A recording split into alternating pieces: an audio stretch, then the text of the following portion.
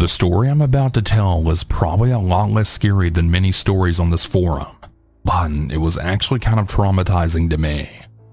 This is a few years ago, so I'm sure I've left out some details and events. Please excuse my English. This happened in the summer of 2016 when I was 24 and my husband was 29. We had 2 years prior moved to a European capital, and it was a real struggle to find a place to live, so we were living about an hour outside the city until the owner decided to sell his apartment and we had to find a new place. We were really lucky and we found this great apartment right in the middle of the city center. The rent was quite high, and despite the fact that we were trying to save up to buy our own place, we decided it was worth it. The first 2 weeks were awesome. After we had been living in the suburbs for 2 years, we now had everything just outside of our building. My office was in walking distance and there were plenty of shops, restaurants, and nightclubs. One evening after work, we were chilling at home watching a movie when we became aware of someone screaming and singing songs with extremely violent Nazi content. We were looking out our window trying to locate the noise, but couldn't exactly figure out where it came from other than from inside the courtyard that was surrounded by several buildings and a lot of apartments. So we finally gave up and just shut the window so we could have some peace. Suddenly, we hear a loud knock on our door. Kind of startled, we both went to open, thinking this was either the police or some neighbors who were also bothered by the absurd singing and screaming. We opened the door and a man in his late 30s was looking back at us. He was probably about my height, 5'8", a bit chubby and bald, and looked relatively normal. I later learned that this guy had been quite a famous child actor and had been in several movies up until his early 20s. Because he didn't look crazy and appeared relatively calm, we figured he was just another neighbor trying to locate the noise. This neighbor lived in the apartment next to us. The building was L-shaped, and if we wanted to, we could look directly into his apartment from our windows. He then proceeded to accuse us of filming him through our window, and we were so confused. We had been in our windows a lot this evening trying to locate the commotion, but we had never recorded anything. And why would we record his apartment?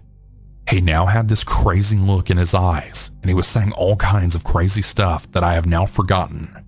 But it was some kind of insane Nazi conspiracy theory stuff, and we were of course sent by someone to come and harm him. That's when we realized that this is the guy behind the obscene singing and screaming.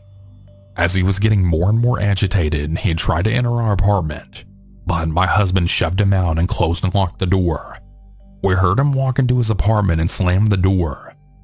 For some days, maybe a week, we didn't hear or see anything of this neighbor, but we did see some strange drug addict type of people coming and going from his apartment. Then the singing and screaming started again. This happened at all times, but especially at night when we were trying to sleep.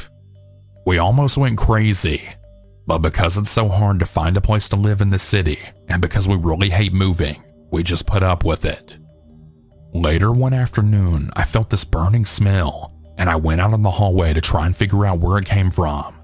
And together with another neighbor, we quickly found out that it came from the Nazi guy's apartment.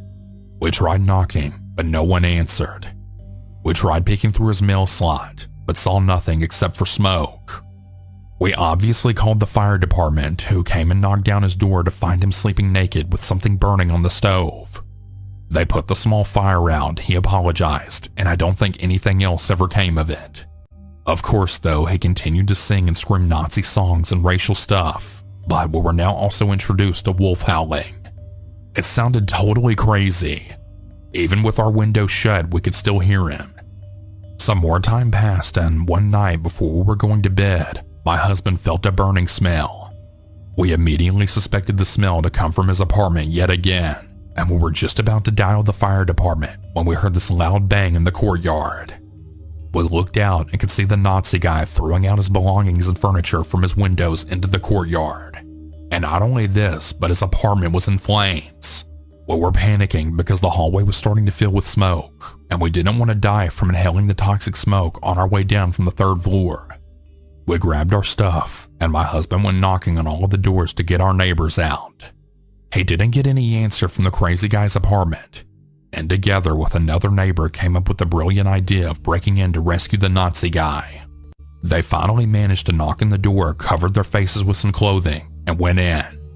They couldn't find the guy, and they had to give up and run out before there was just too much smoke. Shortly after, the fire rescuers came and put out the fire, but they also couldn't find anybody in the Nazi guy's apartment.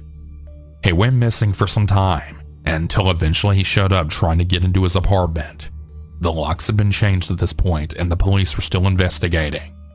He had actually started the fire and then left his apartment, apparently trying to burn down the whole building with all of the neighbors asleep. He was later on charged with arson, but managed to run away and didn't show up in court. We moved away shortly after, so I'm not sure what happened to this guy, if he ever did time in prison, but when I Google his name, it looks like he's still living in the same apartment. I also found several stories about him online and police reports, so he's obviously a guy with a lot of issues. Too bad he has to involve other innocent people.